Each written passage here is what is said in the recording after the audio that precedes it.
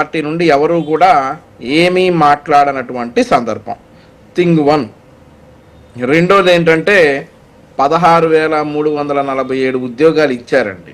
మళ్ళీ ఇందులో కూడా గ్రీవెన్స్లు 32,000కు పైగా వచ్చినటువంటి గ్రీవెన్స్లు. అంటే ఇందాక చిన్నపరెడ్డి గారు చెప్పారు కదా, రీవెరిఫికేషన్ రీవాల్యుయేషన్ ఉంటుంది అని. అట్లాంటిదే మాకెందుకు ఉద్యోగం రాలేదో చెప్పండి అని చెప్పేసి 32,000 అప్లికేషన్లు వస్తే వారందరికీ కూడా సమాధానం టిల్ డేట్ చెప్పడం జరిగింది.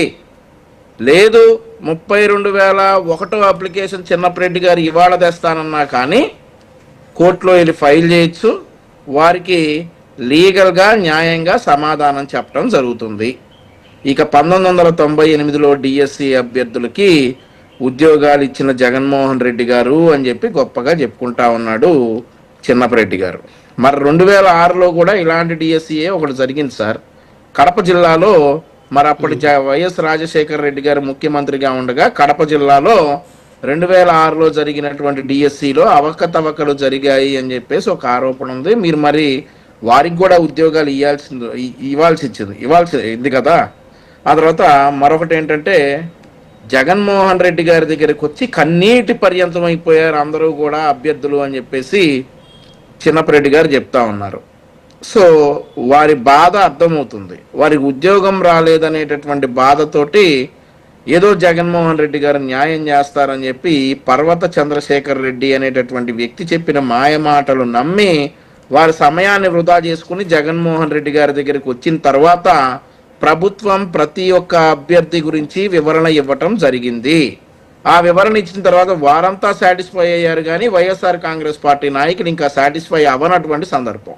సరే సార్, నేను కూడా మరి కన్నీటి పర్యంతం అవుతాను, నన్ను పులివెందుల ఎమ్మెల్యే చేసేస్తారా? నేను కూడా కన్నీటి పర్యంతం గంట సేపు ఏడుస్తా, లేదంటే 2 గంటలు ఏడుస్తా. వారి కన్నీరు నేను అవహేళన చేయట్లేదు. ఇక్కడ వారి యొక్క వీక్నెస్ని ఆసరాగా తీసుకొని ఈరోజు వారితో మీరు చేసిన రాజకీయాన్ని అవహేళన చేస్తా ఉన్నా. నేను కూడా ఏడుస్తా, గంటన్నర సేపు 2 గంటల సేపు లేదంటే 11 గంటలు ఏడుస్తా. నన్ను కూడా తీసుకొచ్చి మరి పులివెందుల ఎమ్మెల్యేని చేసేయండి. సాధ్యపడుతుందా? ఈరోజు వారికి ఎందుకు ఉద్యోగాలు రాలేదు అనేటటువంటి విషయాన్ని సుస్పష్టంగా కోర్టులు చెప్పడం జరిగింది. ఇక ఇంకొకటి ఏంటంటే ఇప్పుడు మనం ముఖ్యంగా చర్చించుకోవాల్సింది, మొన్న పర్వత చంద్రశేఖర్ రెడ్డి గారు అనుకుంటా మీ ఎమ్మెల్సీ గారు కోర్టులో ఒక దావా వేస్తే జడ్జి గారు మీ లాయర్ అయినటువంటి పొన్నవోలు సుధాకర్ రెడ్డి గారిని పిలిచి, నువ్వు సుదీర్ఘ రాజకీయ ప్రసంగాలు ఈదలుచుకుంటే ఇంకెక్కడన్నా ఇవ్వు, అంతేగాని కోర్టులో కాదు, ఆధారాలు తీసుకురాకుండా వీరి ఉద్యోగాలు 16,347 మంది ఉద్యోగాలు హోల్డ్లో పెట్టమన్నారు వీళ్ళు. ఈ వైఎస్ఆర్ కాంగ్రెస్ పార్టీ వారు 16,347 మంది భవిష్యత్తుతో ఆడుకుంటారా?